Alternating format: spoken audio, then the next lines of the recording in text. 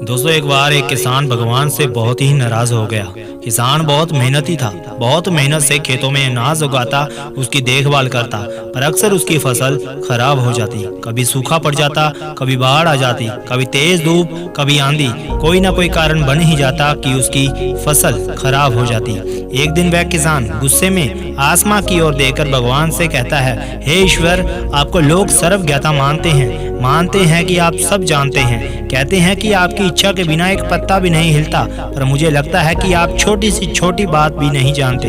आपको तो ये भी नहीं पता कि खेती बाड़ी कैसे करते हैं। अगर आप जानते होते तो हर समय जो बाढ़, आंधी और तूफान आते हैं वो कभी नहीं आते। आप नहीं जानते कि कितना नुकसान उठाना पड़ता है हम किसानों को। यदि आप मेरे हाथ में ये शक्ति दे दे कि जैसा मैं चाहूँ वैसा मौसम कर दूं, फिर आप देखना मैं अन्न के भंडार भर दूंगा। भगवान इस किसान के तीखे वाक्य सुनकर मुस्कुरा रहे थे और किसान के सामने प्रकट होकर बोले, मैं आज से तुम्हें ये शक्ति देता हूँ कि तुम अपनी खेती पर तुम्हारी जैसी इच्छा भी हो तुम वैसा मौसम कर दोगे। मैं बिल्कुल भी दखल अंदाजी नहीं करूँगा, तुम्हारी इच्छा से सब कुछ होगा। किसान बहुत खुश हो गया। किसान ने गेहूं की फसल अपनी खेतों में बोई। जब उसे लगा कि खेतों को धूप चाहिए तो खेतों में धूप मिल गई। जब पानी बरसना चाहिए तब पानी बरस गया। आंधी, तूफान, बाढ़ कुछ भी उसने अपने खेतों पर आने नहीं दिया।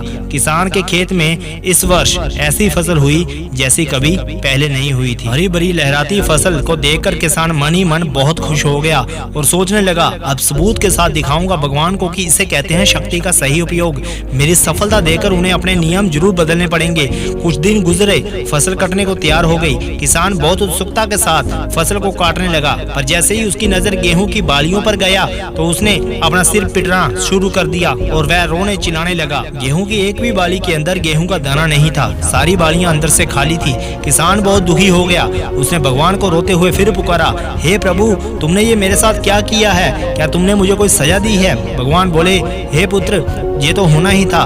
तुमने पौधों को संघर्ष करने का मौका ही कहाँ दिया? ना तो तुमने उन्हें आंधियों से जूझने दिया, ना ही तेज बारिश को सहने दिया और ना ही धूप में तपने दिया।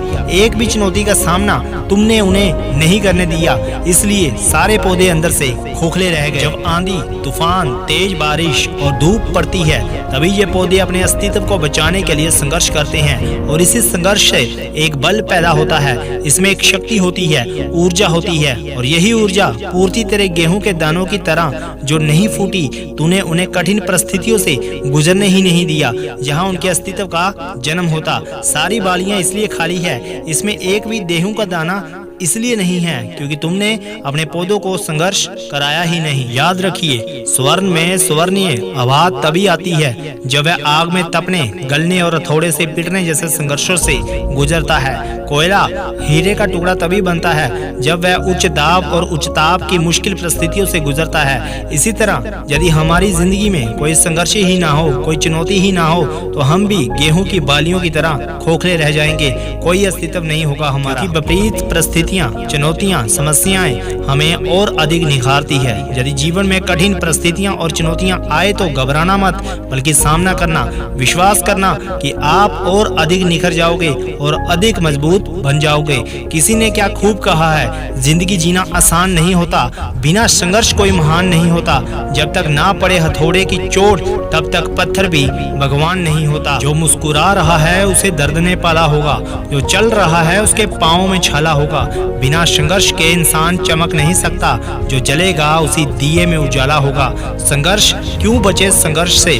संघर्ष ही तो जीवन की आत्मा है। जितना कठिन संघर्ष होगा उतनी ही शानदार जीत होगी। और इसके साथ आज की वीडियो अगर आपको अच्छी लगती है तो लाइक, शेयर, कमेंट करना मत भूलिए और अगर चैनल पर नए हो तो चैनल को सब्सक्राइब करके बेल आइकन को प्रेस करना मत भूलिए। धन्यवाद। जय हिंद। वंदे मातरम।